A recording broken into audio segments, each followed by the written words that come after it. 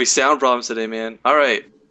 Guys, welcome to the After Hours Gaming League. I'm here today with my co-caster, my buddy and friend, NYI PengWin. Say hello, PengWin. Hi, everybody. And I, of course, am Rifking, aka Rifkings on Twitter. You guys can hit us each up if you want to. You don't have to. It's not a big deal. Let's get into this game, PengWin. Spawning here in the lower left corner of the map. It's going to be the red Protoss player. It's going to be Ether.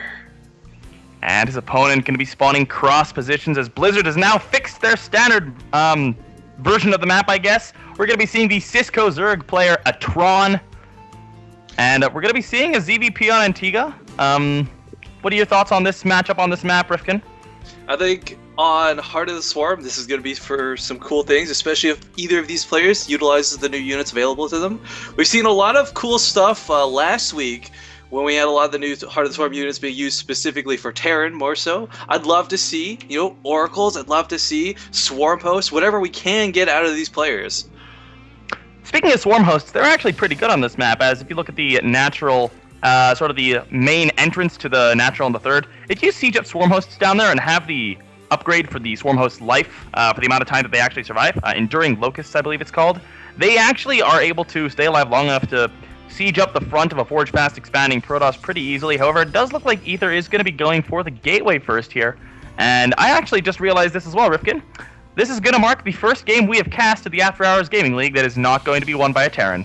Fair enough, PengWin. More importantly, it is also cross-spawn, which is really nice. We were discussing this a little bit before the game.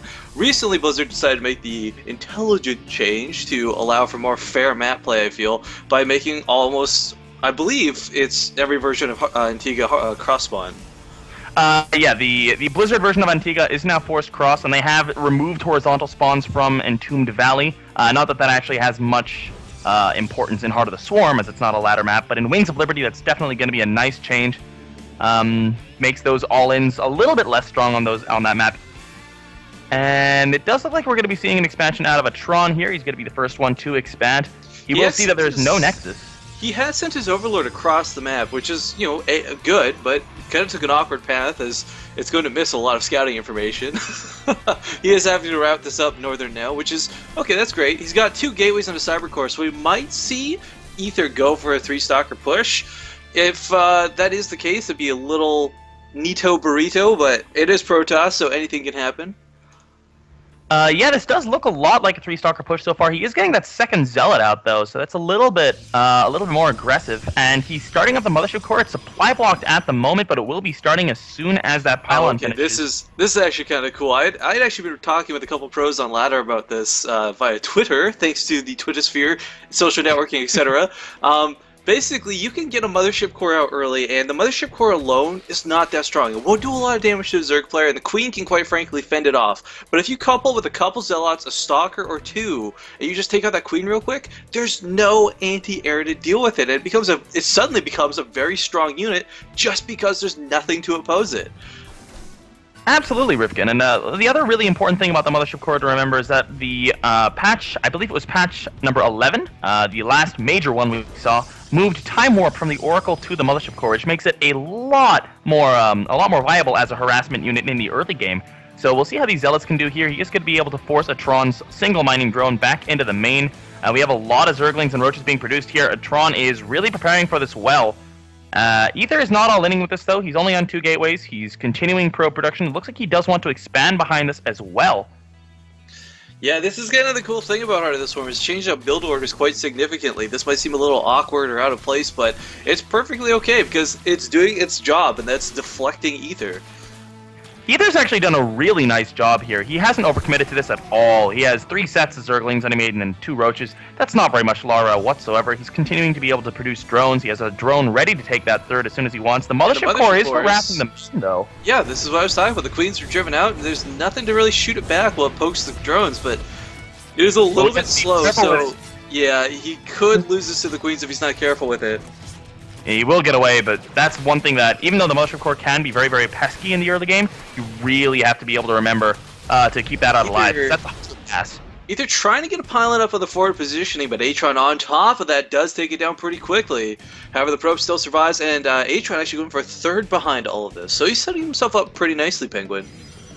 Yeah, he didn't even commit any more units to, he didn't create any more units to take out that pylon. He lost a couple of the Zerglings. He's down to 1 Zergling. Studs still have those 2 damage-dealing roaches, though. So with this third going up, he's continued droning behind this, and he's starting to look very, very strong at this point in time. Aether's getting the Forge now, and yes, a Gateway as well. So he's going to be going up to 3 Gateways, and we'll see if he decides to go for a 2-base push here. It is pretty strong on this map with the Mothership Core the way it is at the moment.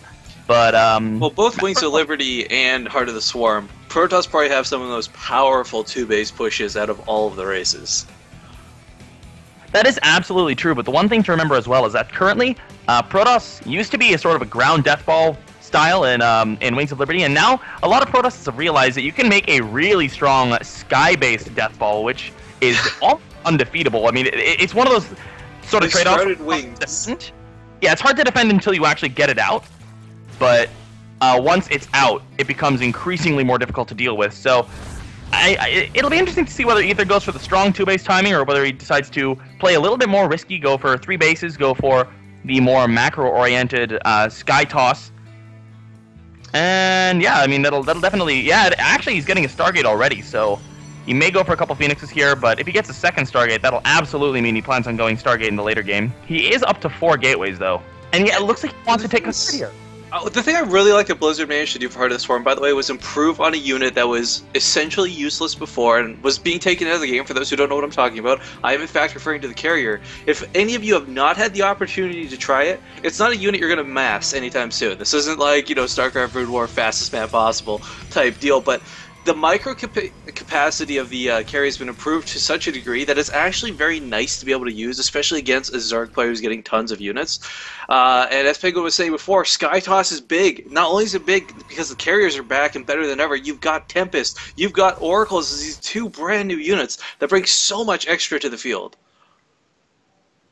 The interesting thing about the change in carrier is that they haven't actually changed the unit that much, but it's because of the way they've added the Tempest and they've added the Oracle and they've changed around the Void Ray that the actual support for the carrier is so much more that the carrier can really live up to its full potential now. Well, it's also really nice to be able to micro the interceptors, because right now in Wings of Liberty, if anyone tries to do that, your carriers are going to derp around and move like big empty boats as they try and walk away. But okay, so third base is coming down for Aether while we're talking about all of this, and he's securing it very nicely. Now, granted, there are the destructible rocks here, sorry, the debris, but again, you can lose this. If you are not paying attention, the debris gets taken down, you can find yourself in quite a pickle. So it's always good to have this backup plan. He's already got the wall set up. It looks like Atron will scout this. He does have the Overseer rally. The question is going to be if it gets picked off by these sentries and stalkers. Actually, it looks like it will. He will not confirm the existence of this third. He did see a probe moving over there, so at the very least, you should be able to discern that he's at least taking it now, but he doesn't know how early this was up. And after seeing a gateway first opening from Aether, this is not exactly something you'd expect being the Zerg player in this situation. Meanwhile, we do see the Oracle doing quite a bit of damage. Yeah, picking off 5 workers, 6 workers at this point. Not too shabby.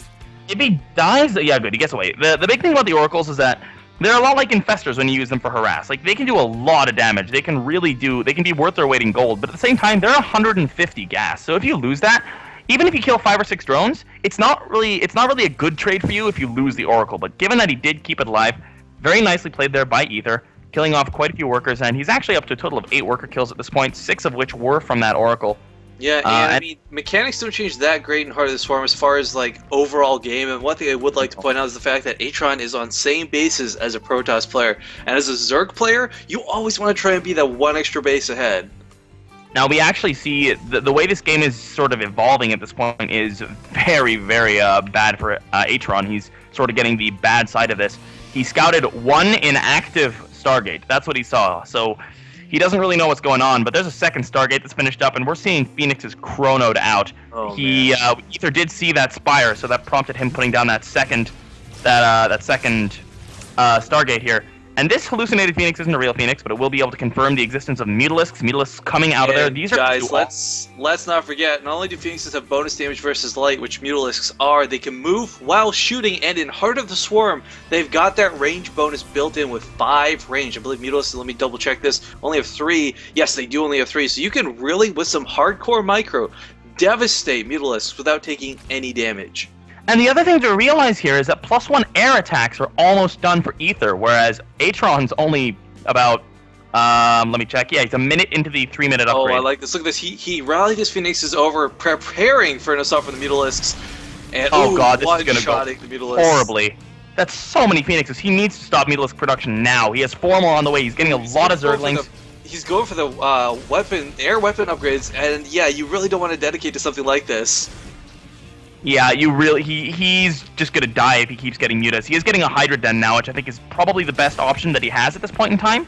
But he's gonna need to utilize that massive amount of Zerglings that he has to try to do some damage to the third. But with this many cannons up, I don't know if it's gonna be possible. Ooh, he loses one of the Phoenixes just barely, though. He should be able to take out this Queen. So a nice little pick off there.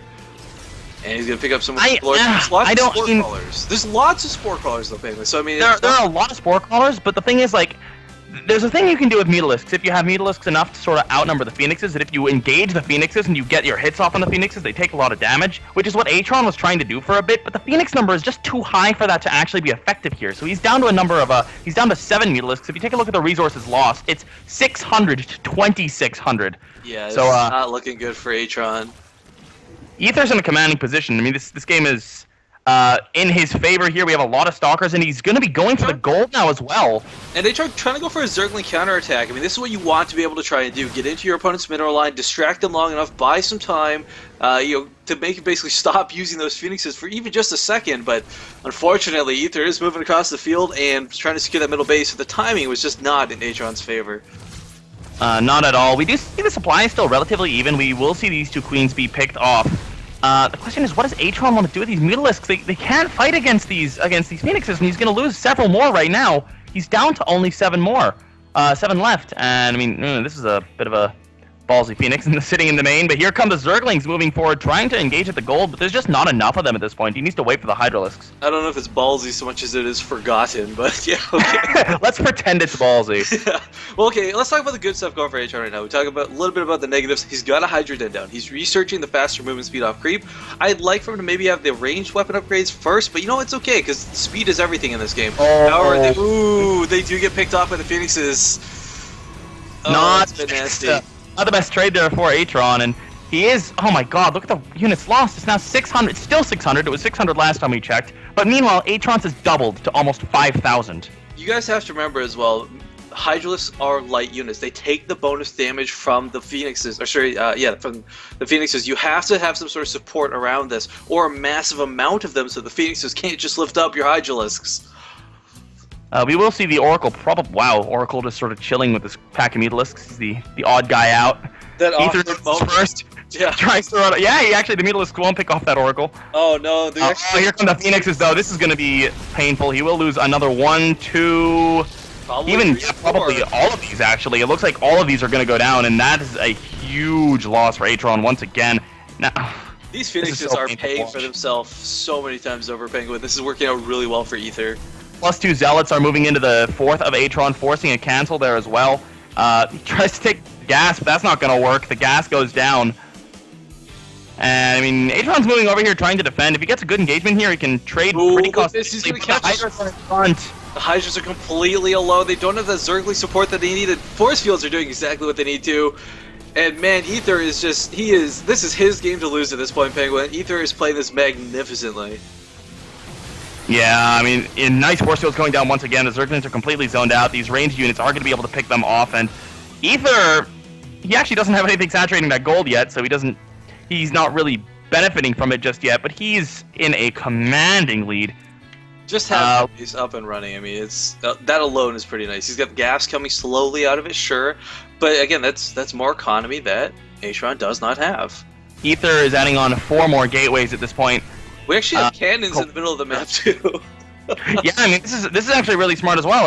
It prevents Atron from being able to even take the watchtower were this army not here. But I mean, Atron is heavily committing to these Hydralisks at this point, which have only +1 Carapace. Meanwhile, we have double Colossus production, a 3rd Stargate, a 4th Stargate going up, and we have +3 ground attacks and +3 air attacks that are being researched right now. This army of Atron just doesn't have the upgrades to match up to this army of Aether. Well, not to mention, he doesn't have the composition either. Look at this. We've got tons of Hydralisks. Okay, not a bad choice to go when your opponent's doing silly, ridiculous things like, for example, Phoenixes. But now, Aether's got Colossus. And you know what kind of... We actually saw the Oracle suicide itself and use Envision on these units. That means that Atron will know will know the exact positioning of his opponent's army for the next minute. That's a long time. Meanwhile, Aether's going to try to push on forward. He sees the positioning. He sees the... There are finally Corruptors, though. I have to commend him on this. Corruptors are a great answer to these Phoenixes, as they don't really die easily to them, and more importantly, for the Colossus that are going to follow suit. But these Hydralisks are just so susceptible, PengWin. I'm so afraid he's going to lose all of these to a couple Colossus volleys. Well, the big issue here is that we're talking about +1 Carapace on these units, and we're talking about +3 upgrades on the Colossus. The Colossi do 21 damage twice over, which means they will one-shot these Zerglings, and they will two-shot these Hydralisks. So we're going to see an example of that right now as a lot of these units go down to these initial Colossus beams. Force Field's going off, and Atron is in a horrible spot here. I don't know if he can even survive this push. Yeah, Atron taking some heavy losses immediately right out the gates. The Corruptors are already gone. Stalkers and the Phoenixes did their job pretty well, but the Hydralisks are doing a lot of damage, PengWin. These ground forces are being taken out rather swiftly. And it looks like he may have overinvested in the air a little bit, and Atron will be able to push this back by the looks of it, but here comes the reinforcement of Stalkers. That is a huge warp-in, and I mean, Atron's at 121 supply to Aether's 200. The Zerglings swarming in will be able to deal with the Stalkers reasonably well, but with this second Colossus up, these Zerglings are going to melt as well. Oh, but the Hydras are also taking down the Colossus very quickly. That big DPS coming into play, but GG goes to Aether.